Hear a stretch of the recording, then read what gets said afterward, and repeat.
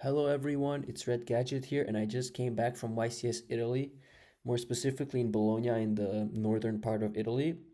So I just had the idea to do a little tournament coverage, so explain what I saw, what were some texts that I've seen being used, how the top cut played out, and just some general information about the tournament, also my list and just my experiences. Now you could actually see a lot of the coverage from HD19's channel. So me and him actually stayed together and we kind of tackled this tournament together. But he did a lot of vlogs as he normally does, and they're posted on his channel. So I would suggest you go there and subscribe. And he posts regularly, so there's always new content coming out. So make sure to check that out. But yeah, so basically regarding the tournament, there was 8 rounds of Swiss, right, for everyone. It was 256 players, so that was the cap, right? But actually we had more.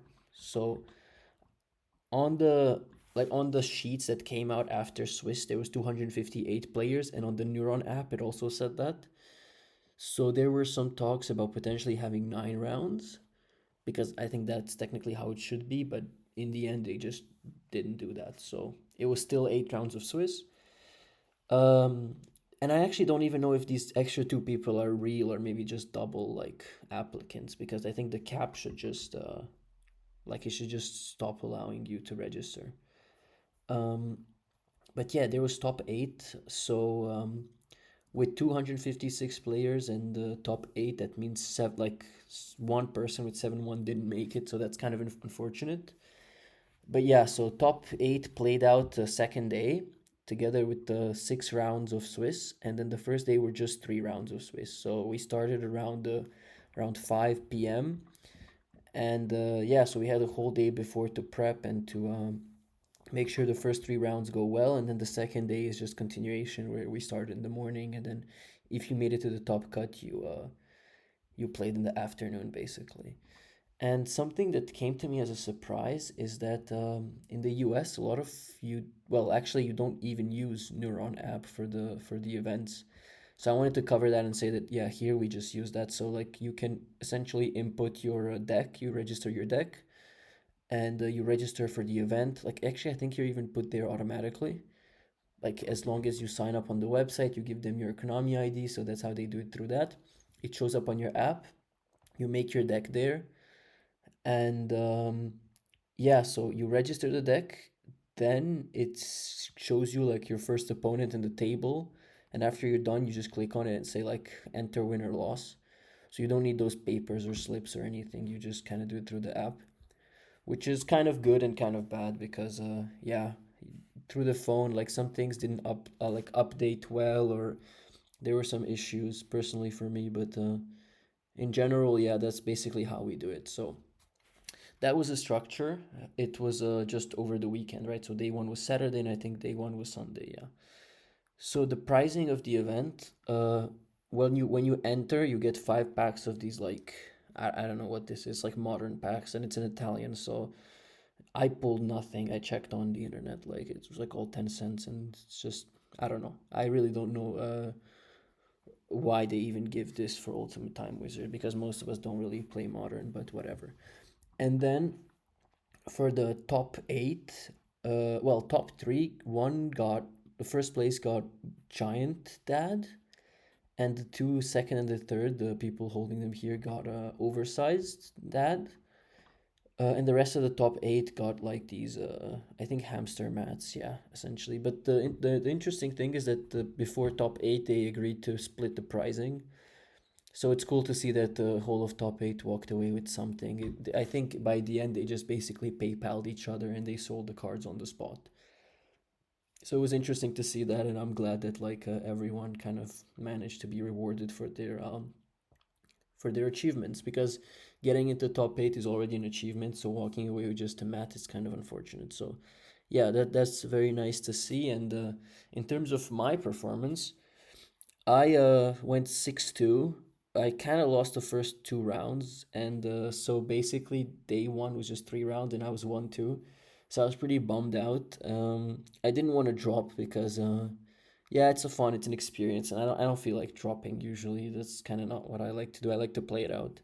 So day two, I kind of went 5-0 then after, and kind of ended as with 6-2. But all in all, I'm not really satisfied with the performance, to be honest. I don't know if it was me or if it was maybe stress or if it was also a lot of breaking. So first two games I kind of deck deved him, but it missed, and then he goes Strato Surge, blah blah. So I kind of got ran over by my missed deck dev, and then second match I ran into an awkward my body as a shield twice, once on Dad and once on Icarus, and I didn't really see that coming. So yeah, overall the rest of the rounds were okay. I think the competition was good, but definitely a lot easier than when I play online. So um, yeah, so that would be my performance and my list here. I basically switched to deck dev. I put one in the main. I cut the legacy of the Yaragarasu, and I put a fissure in the side because one side spot opened up from the moving the deck dev to the main. The rest is pretty much the same as the list I posted on my channel where I won three locals in a row.